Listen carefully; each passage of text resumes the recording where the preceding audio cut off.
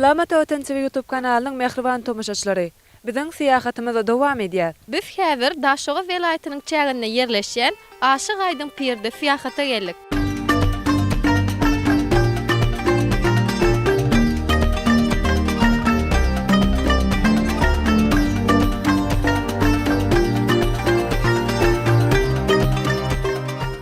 Mehriban müştokları belşimiz ýaly Daşoga welaýaty bir näçe dörejlik ukyby bolan şahsiýetleriň mekany hataplanýar. Türkmenistanyň geografiýasynyň beli bolşy ýaly Daşoga welaýatynyň bu günjegünden Aýdymyň wasadyň ustasy bolan asyl ady Şehaweddin Abu Hafs Ömer bin Abdullah as-Suhrawerdin, ýagny Aşyk Aýdyn Pir hem ýaşapdyr. Onuň kümmeti gadymy şähri wasanyň belentligini Akçagelin galasynyň ýanynda ýerleşýär. Bu ýer şahyrlaryň, aýdymçy sadanalaryň, dörejlik adamlarynyň, taryhy söýjüleriň, syýahatçylaryň, şolsana daşar ýurtlaryň, dörejlik adamlarynyň ziýarata gelýän ýerine urildi. Aýdyçylaryna görä Aşyk Aýdyn Piriň ýaşan döwürleri 11-12-nji asyrlary gawat gelýär. Ol ustad sadanna, şeýle-de kyssaçy, halyk dörejliginiň wagtjysy höküminde meşgullyk gazanypdyr. Onuň bilen beýik döwletleriň hökümdarlary hem geňeşipdirler. Piriň ady günnägör halklaryň aglawasynyň hekaýalaryna, rowaýatlaryna we folklor eserlerine agzalyp geçilýär.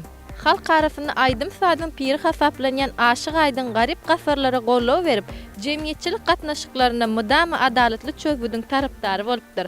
Aşyk Aýdyn Pir halk tarapyndan uly hormatdan peýdalanýan edebi eserleriň mifika gahrymany hökmünde hem bellidir. İl içinde aýdyşlaryna görä, Aşyk Aýdyn Pir köp ugurdan ilmi bolan, tebiýi zehirli adam bolup, funat içinde bilinýän felsefe pikirleri bilen köpleri hayrana goýmagy başarýan adam bolupdyr. Şonuň üçin hem akyldaryň ýanyna dürli ýerlerden adamlar gelip ondan maslahat sorapdyrlar.